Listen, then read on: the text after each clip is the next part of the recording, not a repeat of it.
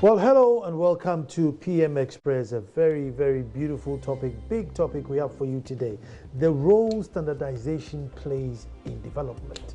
The role that standardization will play in any nation's development is a very important aspect of development which we have left on the back burner, and it may be there for a while because, we have developed this attitude or culture where free is meaning, free. We just want to do anything without recourse, and it doesn't matter how many treaties they've signed, how many laws that have been passed. We just are happy to let them remain on the shelves and in the files, but not implemented. I mean, can you imagine a presidential campaign going up and down, and somebody mounts a platform and says, look, vote for me, and when I come back, I'll make sure that there are standards in this country. They'll probably lose. But in truth, developing without standards is very slow, very expensive, and highly dangerous. Do you know how much paracetamol is in your paracetamol tablet? You should know. And who is checking that? So that could be dangerous. I mean, if I buy a door from WA with a Fectinaxin, if I'm changing my gearbox from factory workshop 1 to workshop 2, is it going to be the same set hours? Maybe their charges may be different, but you can tell me you take 3 hours to change the same gearbox when somebody uses 2 hours. Which is the standard? We need to know. I mean, if I buy plantain, okay, 3 for 10 cedis. I mean, but what size is that 3? If I buy in Kaswa, would it be the same as a Dumasa? These things are fundamental in any nation's development. It should be set, controlled, so that the economy will be even. You can't sell me a bag of cement 20 cedis in Accra, and when I get to why you tell me because of transportation, the story is different. There should be standards in this country. And if we leave it aside, it will take a long time for us to reach our destination. My name is Nana Ansakwa, Chief of Akwamu Edumasa. We're trying to get standards there. When I come back, we're talking to the Standards Ombudsman. Don't go.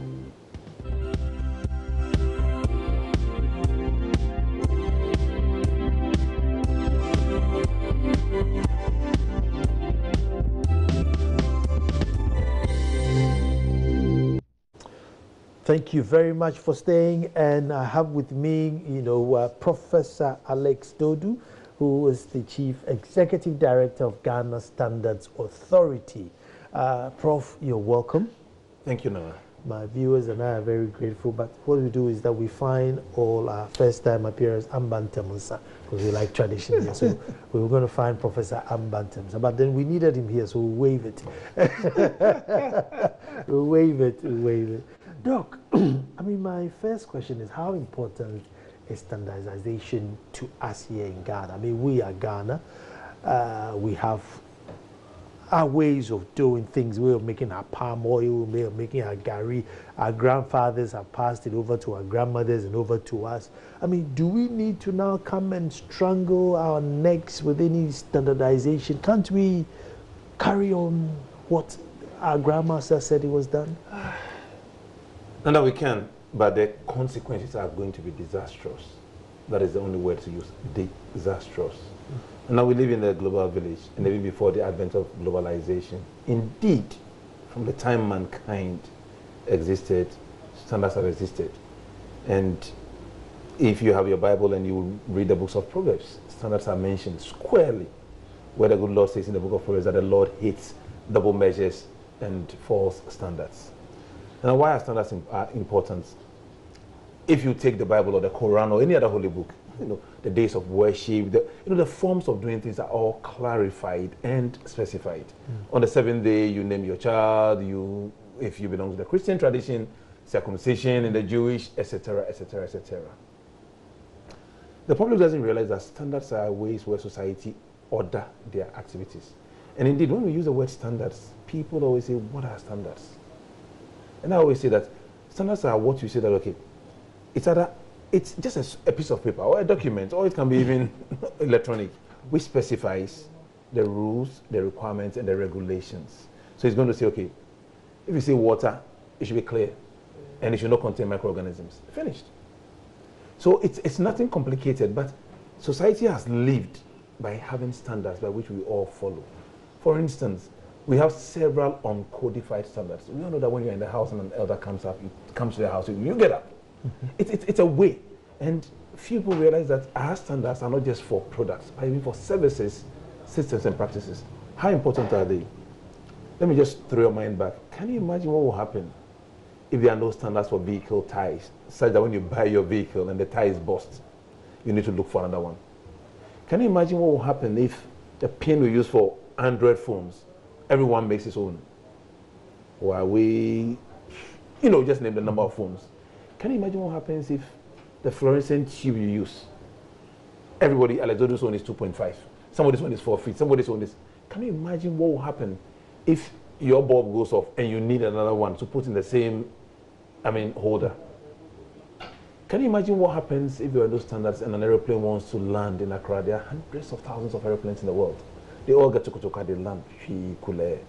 Can you imagine what will happen if you took your credit card or your bank card from Ghana and you get to South Africa and you put it in the machine and it says, I don't understand Ghana. Or you come from South Africa rather, you put your card in and say Minty,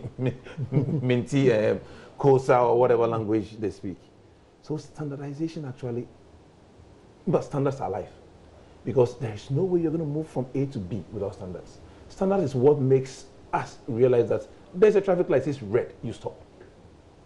Standards define humanity. And indeed, the interesting part about standards, measurements, and all that we're talking about has even been shown in wartime, where countries who were producing their guns, without standardizing and putting in proper pellets, always lost wars. And the British perfected it. But this has existed from the time of history. Indeed, from prehistoric times, BC, I'm referring to BC, right from the first days of the Bible, the book of Amos, is classical for standards. And if you read the Bible, when Solomon was going to do the temple, he was given measurements in cubic feet. Specificities to ensure that whatever is done is good. For us in the modern world, we always say that standards build confidence. And standards are the language of trade. You and I have to trade. You want to buy something from me. If you say you want to buy Gary, you want to be sure that when you say Gary, you mean real Gary. It's like you sending me to buy kinky. You say, buy me 2 Ghana balls of kinky. You want proper kinky. You don't say fancy kinky when you mean Ghana kinky. Because they have different standards, different specifications. However, unfortunately, in our development as a country, we have not attached as much importance to standards as we should. So what is the net result? We have not traded as much as we should. And indeed, every document tells us that in West Africa, trade amongst ourselves is only 4%. Wow. 4%. If we can even improve West African trade to just 20%, all of us will be rich and will be smiling. So standards are the fundamental basis of everything we do, whether it is religion, whether it's worship, whether it's trade, whether it's commerce, indeed, whether it's politics or democracy. Pink sheet or no pink sheet, if there were clear standards for the practice, for the holding of an election, as occurs in developed economies, nobody will complain because the processes are well documented and everyone is following them. So our lack of use of standards in our products, in our practices, in our processes, in our systems, unfortunately, is the cause of where we are today. Wow, that's very important. So then my next question, Prof, is for such an important culture of life, are you equipped in terms of the army, in terms of the personnel that would make sure that there is some standards being instilled in the country? Now you've asked me a question at 9 p.m. I would try to be very politically sweet. I would say we are getting there. But if you want a direct answer, for the standards of authority of Ghana, yes, we have a lot we can do, and we are doing. For the nation as a whole, we have a long way to go. Is it, is it just a national attitude where we haven't actually gone back to realize how important this section is? You have nailed it now, Nana. I was just going to say that the whole issue has nothing to do with equipment. It's got to do with the mindset. When you go to developed countries, people in the petrol station, at the bus stop will queue because everybody knows that first come, first serve. In Ghana, we all stand somewhere and we rush, thinking that we are being smart. The problem is a mindset, and as we begin to enforce standards, we would expect a lot of resistance from people who have benefited from the chaos that occurs when standards are not adhered to. Now, we live in a country where everybody feels they know what is right, and yet for law and order, for progress and prosperity, everything must be clearly defined and must be impersonal. So if it is that when you get to the hospital first, you are treated first based on your disease condition, when Alezodu comes, he can be the Director General of Ghana Standards Authority or he likes. If his condition does not merit rapid access, he joins the queue. And you see it in America, you see it in Europe, you see it in Japan, in all the developed countries. But in the last view of the world, Alezodu says he's a big man, so when he comes, you jump the queue. When there's a poor woman, a child, based on the standards you have, we call it the triage system, should be treated first because he or she is at a point of greatest need. Come to production. Have you ever bought kinky? You say 1 ball. What is 1 ball? Bread. Now everybody says, let's buy beef Foster. Is it beef Foster they call it? The one they sell in summer, which weighs like a brick. You know, it's all because people have lost trust. Buy me bread, it comes, and some are light, some are heavy. But without standards, you are not even consistent in the way you do things. Can you imagine what will happen with ATM cards if they all have their own sizes? But you know, they are standard to a fault. So when you push all of them in, they go inside. And now in Ghana, you can withdraw money from, I save at Barclays, I save at GT Bank, I have an Echo Bank, I have all sorts of cash bank accounts. And all of them, when I go, I put in the card, because sometimes you go to one bank, it's not working. You take another one, you push it in, and it works. So we as a country, that Ghana as a country, the president has said it, and I fully support. I trust and support that man with so much passion that he said what should be said, that we have what? A rapid industrial transformation agenda. There's no way, forget about industrial transformation if you don't have standards. Because our industry must compete with the world. Standards help you to connect and compete with the world. Because right now, if you go to the UK and say you have rice to sell, they're going to say how much, how many kilos, what variety of rice, what version, what quantity of starch does it contain. Simple things that anybody will ask. You and I will say, this is, Jamestown Kenke. What does that mean to anybody? So standards are the language of trade, and with standards, we can start talking to each other. And as we embark on this industrial transformation agenda, we have to go down to every Ghanaian, however little education they have, and let them realize that there is a reason why standards are important. You and I, if we want to eat gari and beans, we'll send someone and beg the one, oh, please, when you go, let them add more zumi. If you're in the UK, you say, buy me Big Mac, large fries, medium or large milkshake, case close. And what is brought is more or less what you expect. No. Now, I'm being told, and we are promoting Made in Ghana, I'm wearing a nice Made in Ghana shirt. I love the shirt. But if you ask me what size is it, I looked at it, put it on, and it fits. And I'm moving. Banana, just to add something to scare our readers, or no, our viewers, we need standards even in healthcare. And the absence of standards in healthcare, whether it's the laboratory, whether it is the clinic, can kill you. Can kill you. You come to a hospital, you should be given oxygen. The quality of the oxygen itself is one issue. The tubing is another issue. The rate of delivery is another issue. And sometimes, even if the product doesn't kill you, the practice can kill you. If it should be delivered every 2 minutes and it's being given every minute, you are getting an overdose. If it should be given every 2 minutes, you're getting every 5 minutes, you're getting an underdose. So as a country, we need to come to ourselves and ask ourselves, do we want to industrialize and move forward? Do you want to move and trade with the world? The average Ghanaian person will tell you, oh, when you get to the US, buy me Macy's size 14. But when it comes to Ghana, oh, it's our culture. Please, we want to industrialize. We want to move this country forward. This country will move forward. In the next few years, in fact, starting now, this country is moving forward. And we are going to make sure, for those of us who by God's grace have been given the responsibility to enforce these things, that we would enforce them. Why don't we have meters on our taxis? To the extent that when you take a taxi, you start fighting the driver. It's 2 cities, it's 3 cities. Meanwhile, the taxi driver thinks he's being smart. As a people, we've been brought up to have you ever been to, Nana, because you're a chief, you've seen a lot of engagements, haven't you? Yes. And you see the drama we do. Is that the woman that introduced, then you haggle. That is nice, and it's called banter. But that is not what you do in trade. Business has to be rigid. It's got to be objective, not subjective. The processes must be clear, must be written down, must be understood by everybody involved, and must be applicable to all without fear or favor. And may I add also without affection or ill will. When we employ standards, even our employment of staff is not based on what political color and party you belong to. Yes, we always accept that at the highest level in any country, the chief executive, usually the president, in our case as well, chooses people who can help achieve his vision. That is different. I'm referring to just technical people at the middle to lower end. It's got to be based on a standard, and that standard should be objective, should be applicable to all and sundry, should be without fear or favor. Our lack of standards, I am willing to put on record, contribute heavily to failure in several areas.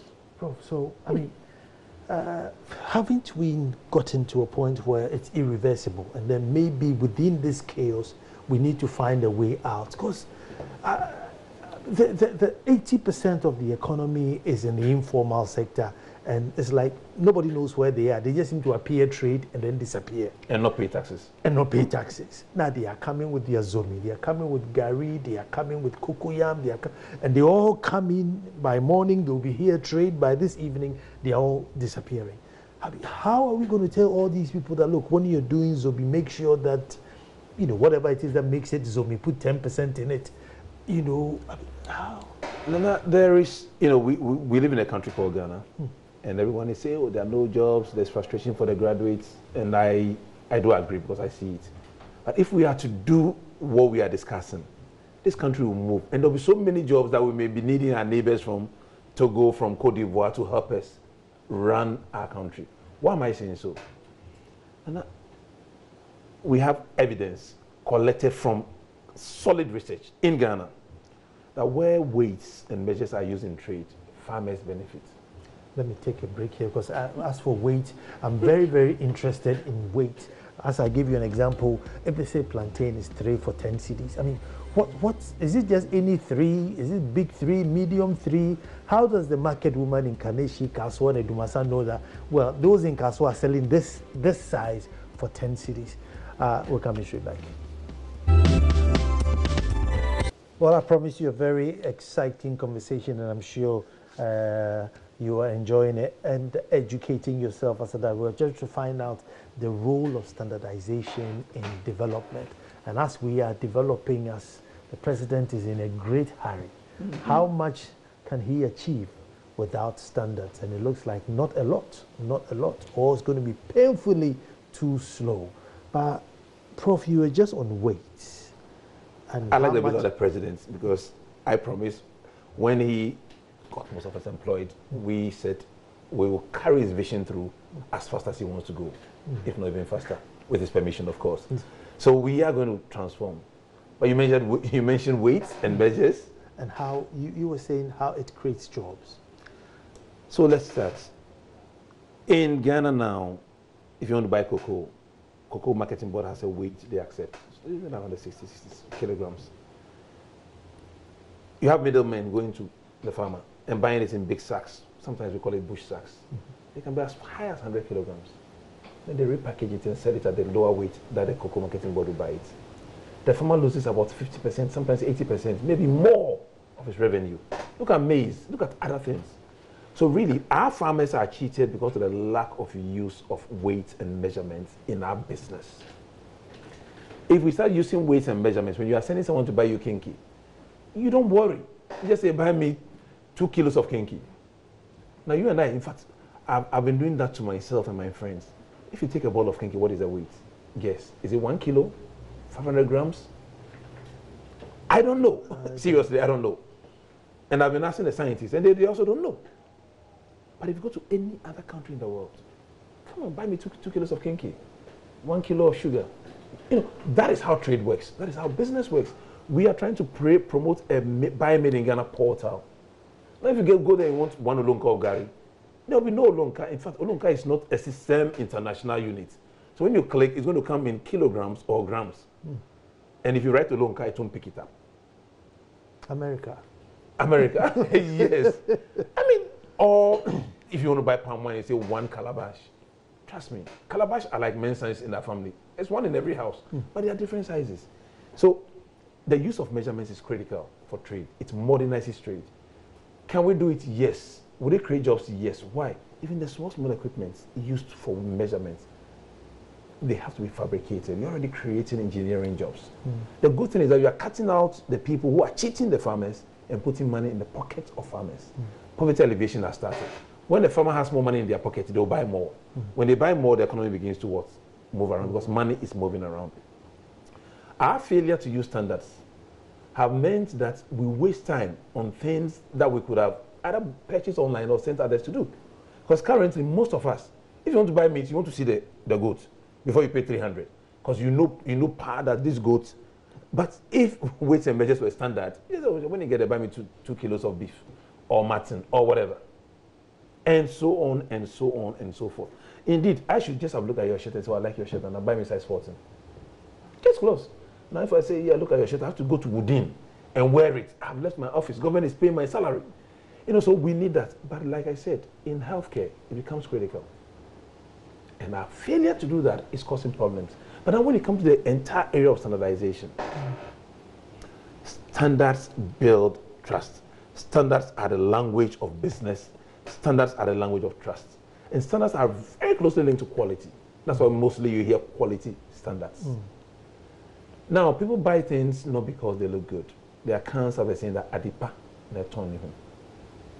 And indeed, if you go back to our history and our tradition, most adikra symbols were meant to symbolize something, to stand for something.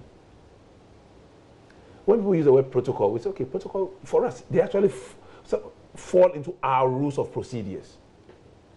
When the chief is coming, there are rules that you have to do. Try breaking that. What happens? Chaos. So they bring order and they build trust and they move us forward. As a country, one of the worst things is that we hate documentation. But in any country where there has been progress, documentation must be extreme. So when we say, give us your standard operating procedure or your standards for running this station, we expect that you say 6 a.m. to be a piece of paper pasted. Every staff member signs to it. 6 a.m., turn on the air conditioning. 6:15, make sure the water is running. Sign that you've done that. 6:25, call the host. Blah, blah, blah, blah. All the way to the end. So there is certainty and clarity. And that builds confidence. So standards build confidence, they build trust, they build reliability. They allow interconnectivity. Indeed, without standards, how do you think we could have, how would the public have been watching this program? There are millions of television, well, maybe hundreds of thousands of modes of TVs. But because the International Standards Organization, together with the International Electrochemical Commission and the International Telecommunication Unit, have agreed that when we say wavelength for your radio, everybody will catch it at this level. Nobody says, I'm a Ghanaian, I'm too smart, I'll bring it down. What happens when you even change from 99.7 to 99.65?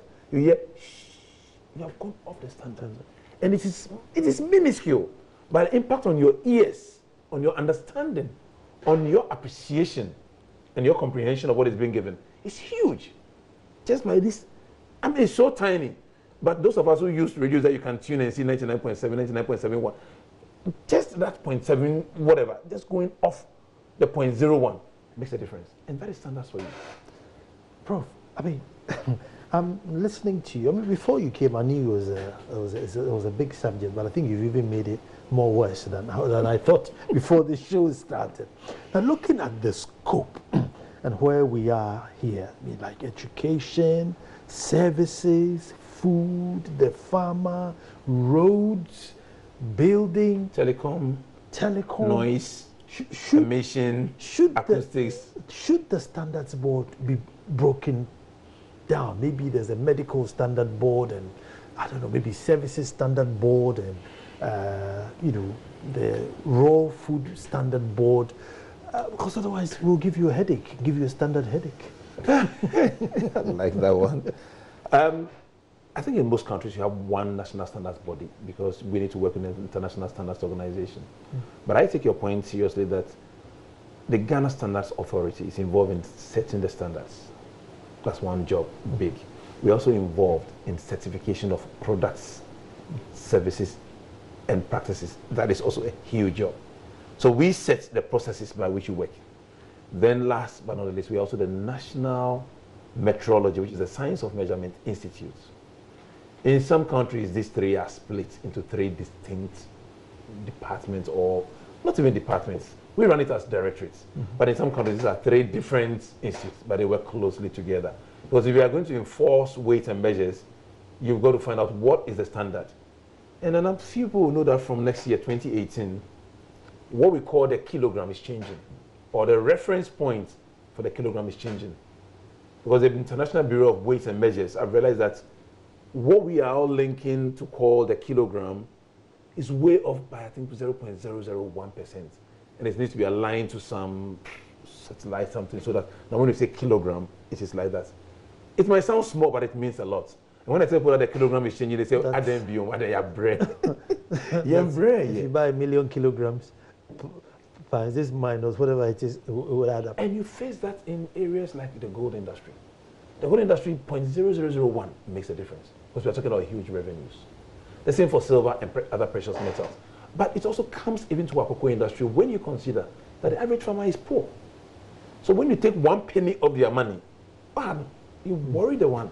So what we are saying is not just concepts. I mean, I've always said that Ghanaians need to begin taking Ghanaians seriously. Doc, how do we start? I mean, how do we start? I mean, I was going to ask you, I mean, would we ever reverse this attitude? But where do we start? Do we break it down and say, look, let's start with the clothing, or let's start with the food stuff? Start with the clothing. It's been critical. Where do we start? And I think we start with the mindset. I believe strongly, and as God lives and wills, under my tenure, what we say we are going to do is what we will do. Ghanaians first need to start trusting their institutions and their governments based on what they say they will do and how well they deliver it. When that happens, the mindset begins to change.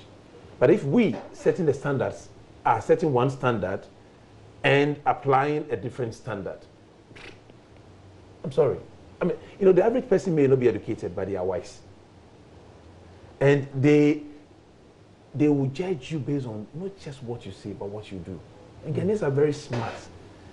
If you say one thing and you do a different thing, they'll sit down and smile and clap, but they'll do what? So, one, the mindset needs to change. And it's our job to make sure that we make Ghanaians aware that there is a reason why we want standards to be enforced. And that reason is because it's in their interest. It promotes trade, it improves their well-being, it keeps them alive longer, it makes them rich, it promotes law and order, it avoids arbitrariness and capriciousness. It just makes sure that we live in peace, we live in harmony, we live in progress. It ensures that when you put in 2 hours of work, you get 2 hours of salary. It ensures that when you buy petrol, you get the petrol you bought for. It ensures that when you go to buy gas, you get the same LPG gas that you have paid for. It doesn't become drama that you say, oh, to sumami, because it is clear. The farmer can then go to the market knowing that based on my harvest, after drying, my maize is only this weight. This is what I will get. And trust me, people just want to be treated fairly. People don't ask for too much. You think we'll get into the habit of weighing stuff? Weighing plantain, weighing gari, give me a kilo of gari, give me 500 grams of gari. As the good Lord lives and wills, in the next year or two, the laws of Ghana are clear. You cannot do trade without that. Products must have that. We will not disrupt trade or business, but we'll have to find a way of making the market women realize that it's in their interest as well as ours. It's a pact, it's a compact. I mean, after 60 years, as the president said, we are still relying on aid because we've decided that we want to, let me use a balance people understand in Ghana, we want to chop dollar, but we don't want to do the thing that dollar choppers chop. Can you go to America and say that, oh, Charlie, give me McDonald's? How much? Oh, just break small and give me. If we want to be modern, if we want to transform Ghana beyond aid, if we want, and we can do it in the next 3 years of the NPP government and beyond, based on how long the government stays, God willing, we would be able to transform this country, that Ghanaians will do the right things. But the most important thing is that we have the chance, and when I say we, and I'm referring not to myself or anybody appointed by government, I'm referring to Ghanaians. I come from the university background. We are smart people. My fear, my worry, my anxiety is that to what extent are we bringing our acknowledged expertise that we use for other countries, all of us, we consult, to bear on this country? And how passionate are we to talk and talk and talk and talk and force and force and force and work and work and work till the right thing is done? Because for me, that's the difference. If you are in America, in the US, or in Europe, And Alex Dodo comes and says, oh, let's use this, let's cut it. I say, look, you know that is not a standard. I ain't going to do it. It doesn't matter the level of the person in the organization. In Ghana, I will intimidate my staff. So, hey, DJ Abao, so let's do it. And that brings us back. You know, so we, the bosses, need to lead by example by saying that if there are standards to be enforced, they apply to us. Standards are no respecter of persons. But within the rules of etiquette, the standards may be that if the president gets into a room, we all get up. That is normal. But standards are no respecter of persons. See, what I foresee you facing, yes, president has got his vision and he wants to help achieve it. However, the MP for Bantama would have a bunch of naked demonstrators saying that so then the MP from Bantama and probably the MP for Kaneshi or where there are big markets will then put pressure on somebody to say, look, political realities, eh? Tell Alex to shelve that skills until we finish voting or something, because what the skills about may lose me seat. May lose me seat. You know, that is the problem we've had in Ghana, and I'm glad you brought this up. Political realities have to be confronted, and I think I appreciate it, and I would, in my position, I have to deal with political realities and accept that politics is part of life, which is good. Politics is not a bad word for as long as it's done cleanly and openly.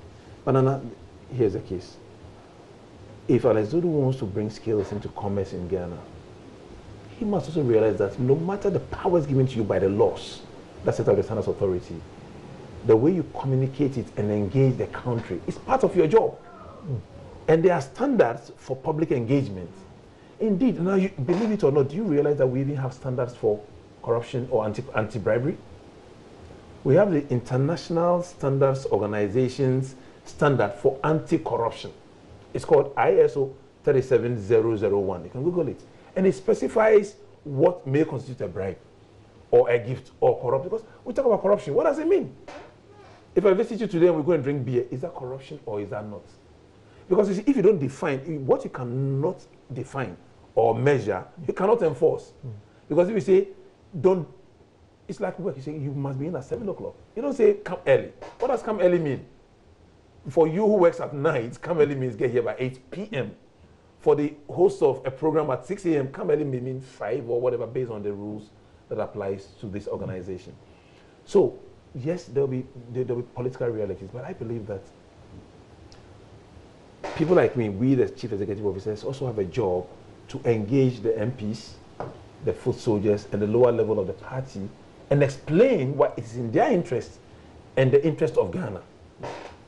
And here I'm using a word that I choose very carefully, because within the politics, if the national interest is not paramount, then I believe we've all lost.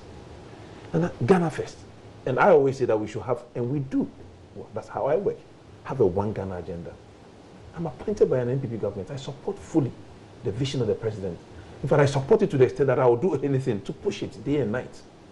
But I believe, and the president has said it, in one Ghana, the president stands for all Ghanaians. He's an NPP politician, but he's the president of the Republic of Ghana. He speaks for all of us. And he wants those appointed. He has appointed. We support his vision. We believe in his philosophy. But when we serve and we provide services, it's for all Ghanaians. I always say healthcare. When you see paracetamol, paracetamol doesn't know PPP, NPP, NDCO. Para is para. My job as someone who has been given the opportunity and the privilege of running the Standards Authority is to ensure that when Ghanaians get my services, which they have already paid for by their taxes, regardless of their coloration, politics, tribe, race, they get a standardized service. Let me take a break here, and when I come back, what I want to find out is one of, I don't know what is a culture, tradition, but you know, you sometimes hear things like, oh, we found expired drugs in a warehouse, but we're not going to tell you where it is. Oh, we found contaminated fuel, but we're not going to tell you where it is. And sometimes you're thinking, oh, hold on, I may be filling up from this station. Why wouldn't they just tell me that, look, even if it's in Kaneshi, so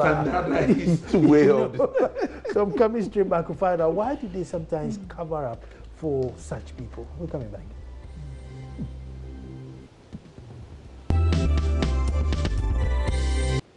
Well, thank you very much for staying. And the adage goes, Ubia Didi Najumaho. I have messages from my wife from you. You see, she has access to the host, so she can ask direct questions. So this is from Gifty Auntie, and she says, among the challenges of the Ghanaian, do you think he or she cares about standardization? As a country, we are at a point where we lack what it takes to monitor projects and programs. How are we going to monitor standardization? The market woman goes to the farmer to buy produce which are not weighed for her. How do you expect her to come to Accra, Kumasi, Tema and then start weighing the products? Currently, the only language the Ghanaian understands is, will it put money in my pocket? How can we change this language of standardization to reflect in this language? I like the question, will it put money in my pocket? Because that is the answer standardization provides. The answer is yes, if you apply standards. If you apply standards, when you go to the village to buy, you buy an assured weight of maize for an assured price, knowing that before you left for the village, the going price was, let's say, 10 cedis a kilogram. So you know that if you're buying it for 6 cedis a kilogram, plus your transport, you're going to make a profit. But in the absence of standards, you don't even know what weight you bought. And the Konkoba market is awash with people fighting and saying that it's not enough, it's bigger sack. It's because, you know, we use sacks. And as the sacks grow older, they sag. So the older sacks take more than the newer sacks. And so when someone comes to you to buy from you and they bring the old sack, it's because they can expand. You know. So is it too late to start? It's not too late to start. Ghanaians accept the answer is yes. What I think has not happened is that leadership from we who have to enforce the laws. We don't need new laws. It will interest you to know that way back in 1967, the Standards Authority was established. And why? The Standards Authority, the Ghana Standards Authority, used to be part of the CSIR. And it used to be called the Institute of Industrial Research and Standards. But in government, 1967, the government of Ghana said, wait a minute, we want to join the world. So immediately, it was weaned off or creamed off, and we had a Ghana Standards Board, or in fact, it was called the Standards Board. It became Ghana Standards Board and then the authority. What happened in the interim? In 1975, if you and I remember, those of a certain age remember, we used to use gallons and pounds, and it was Ghana goes metric. And we moved into metric. We call it the System International. The whole world said, these weights and measures and things used in British folklore, it's not going to help the world to trade. So let's use centimeters, millimeters, and it brought law and order. Of course, it's just like the same Ghana cedi. There are people who will still give you 200 Ghana cedis and say, oh, 2 million. People will use it, but in trade, in commerce, now you cannot write a check to the Bank of Ghana and say it is 2 million. You write 200 cedis. But if you give it to your mechanic, you say, oh, Master, or me 2 million. Sometimes you and I get confused, especially when they say, oh, I'm 200,000. Then you say, is it 20 Ghana cedis? Or is it, you know, those sort of things. So, can we do it? Yes, we can do it. Yes, we will do it. Nana, call. No, Nana and Sankwao, the fourth or the fifth. The fourth. The fourth. Doing it is not even, should not even be up for discussion. Because this country will develop. We must develop. We have no option. With the population we have, if we don't have double-digit GDP, we are not going to be prosperous. And if you're not prosperous, you and I, we are not safe. As young boys and girls, young men and women, young ladies and gentlemen come out of school, the frustration is etched in their faces. And those of us who deal with the public directly, you can feel their feelings that they've been told by us that go to school, get a good grade, you finish, you get a good job. And they come and there's hopelessness and helplessness. Because those of us who got free education, because me when I went to Tech, we were eating free, sleeping free, have failed to move the country to a way that they will be able to get a job. Trust me, if all of us are doing what we must do, getting a well-paying job will not even be something to worry about. They may just want to be in this industry or that industry. And that failure, if you don't have the compassion enough to feel that, look, what we are doing is killing the next generation, killing the country, creating criminals. Because, look, survival is a basic human instinct. And if you try everything and it doesn't work, based on your morality, you feel like if society feels they don't owe me anything, then I'll take the system into my own hands. Because sometimes it's better to die with pride.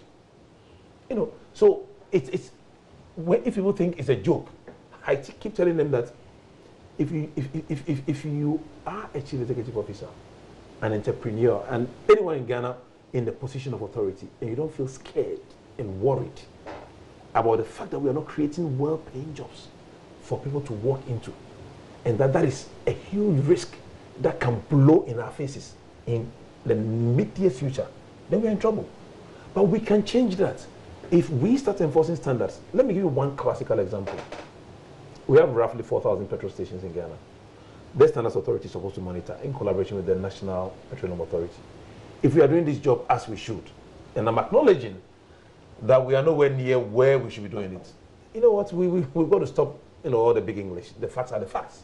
We will do it, but we are not doing it currently. If we start doing that, you may end up employing about 200 or 300 young people. And these young people are going to check the volumes of fuel coming from the stations are your next generation of innovators in engineering. You and I know it. Give them your phone. They do things you and I. Me, I can only make a call when I receive a call. Occasionally, I send a picture.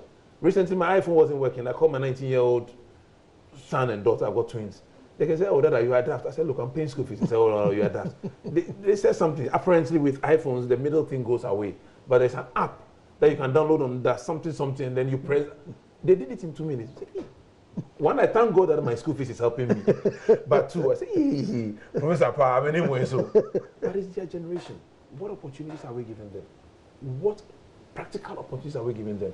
We are telling the young people that go and create jobs. Are we showing them to do it in a standardized way?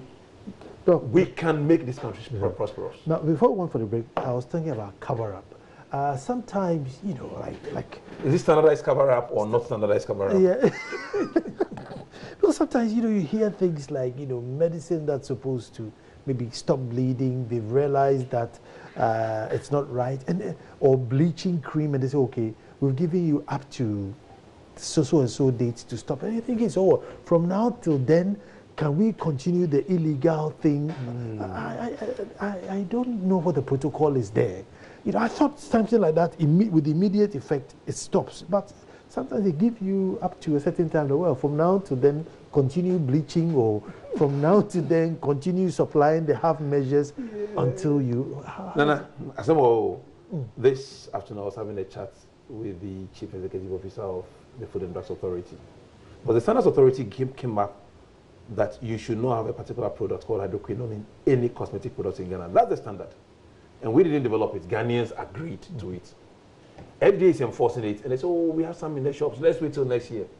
So today she called me, and we've all agreed that what I'm going to say sounds very paradoxical. We've all agreed that the latest time they gave a deadline was 1st of January 2018. And come hook, come crook. If there's one on the market, we will take it out. And now, you know what? I'll say what I said at the beginning of the program. We should stop joking with Ghanaians. I say we joke with Ghanaians because, who does that? Oh, okay, if it's bad, it's bad. It doesn't become good in 2018 because you waited. The argument for waiting was that, people will run out of their supplies. Are we here for lives or are we here for profits? I know we'll face the heat. I know very well that I'm going to face heat from all angles, but I'm saying that Ghanaians know the right thing. Ghanaians want to do the right thing, but they want we, the leaders, to give them the example, and they will follow. Because of time, let's talk about Ghana Fair. Saturday, 16th. And Sunday, 17th December, 16th in the year of our Lord 2017. If, as they say, if Jesus doesn't come. The location, where is it going to Also Oxford Street, right in front of the shop, right? In fact, the whole Oxford Street, we've gotten approval from police to block aspects of the Oxford Street. Okay. So there'll be a lot of traffic that day, I suppose. Okay. But what is happening is that His Excellency the President has made it clear that we want Ghana industry to go forward. We believe in Ghana. We believe in Made in Ghana. We're having a Made in Ghana fair to promote Made in Ghana as a brand. Indeed, the Standards Authority, we are under the Ministry of Trade. Mm-hmm. Our job is to facilitate trade and protect consumers. In fact, to protect consumers and facilitate trade, because the first is consumer. We believe that Made in Ghana is good, and we believe that we have to promote Made in Ghana. So it's only for Made in Ghana, which means things containing at least 30% Ghana inputs, whether it is human resource, whatever. And we are doing this to begin to let Ghanaians have pride in Ghana. The recent issue about electrical cables, all the Ghanaian companies have world-class standards, but they cost. But of course, good things are not cheap. Sometimes things are cheap in price and cheap in quality. Probably an unfair question, but don't Ghanaians like price ourselves out of the market? They don't. We sometimes let Ghanaian companies unfairly compete with the world. If you are bringing in cables which contain essentially nothing, and it will burn your house, of course it will be cheap. But I made in Ghana one which has been meticulously and properly done.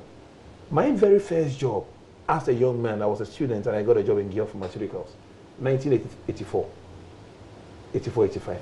Believe you me, Gear Pharmaceuticals then, we swore by their products. Every hospital in Ghana swore by their products. So when people now start saying we should go back to pharmaceutical manufacturing, I like to say that it is Sankofa because we had it. And the late Dr. J. Blukwalote, hospitals in Ghana will tell you that I want products only from Gear. So what happened? At that time in the 80s, 84, 85, 86, when we were working in Gear, there was no made in India, no made in China. But we closed our eyes on the ball. And now we are going back to Batam. Anybody who worked in Gear, and I can mention names, we trusted it with the passion because it was good. Can we do it again? We can do it again. We've lost years. Let's go back. In fact, let's reorganize. But my job as Standards Authority, the Ministry of Trade, and the President is saying that people should buy made in Ghana, not because he's saying it, because made in Ghana is premium quality. The education, NCC is very weak at the moment. So education. They are coming up. I spoke to Kathiari, the deputy, and we've told them that we need them. So I hope you are realizing that previously they said FDA and GSA we are fighting. That is history. NCC, we've told them, we said that we are not the educators. You have to help us. So please, how do we reach out? And with all respect, I don't worry too much about Accra. I worry about the villages. I worry about the hinterland. The GSA, before I came over, we didn't have any presence in the Upper West. God willing, on Tuesday, we're opening an office in Upper West. In Wa, I'm off there. You know, Ghana is not Accra. And I always tell people, I'm a Ghana. Ghana is not Accra. Once upon a time, there used to be a festival called Aklowa. Yes. And it was in the UK. And it used to be, you know, we look, yeah, Ghana food, Ghana clothes. I mean, being standard and made in Ghana, are you looking at bringing back the Aklowa kind of thing again? If Honorable Carlos Ainkra was here, when we launched the Ghana Made in Ghana Fair, he said, look, he wants us to promote Made in Ghana, not just in Accra, to go back. I've been to, there was a Clapham Common, the last one I attended, and it was beautiful. We have a rich culture. We have a rich heritage. What we need is that let's agree, please, fellow Ghanaians, that international trade is impersonal. It's not about persons. It's about quality and it's about standards. Ghana has a product. Let us not cut corners, but rather let us believe in Ghana and be assertive enough to promote and project Made in Ghana products.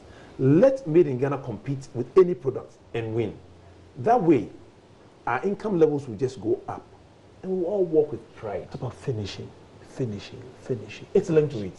When people come, I have told them in the Standards Authority, and I see, sometimes you see a good product and you see you know, I call it the garnishing. You know why?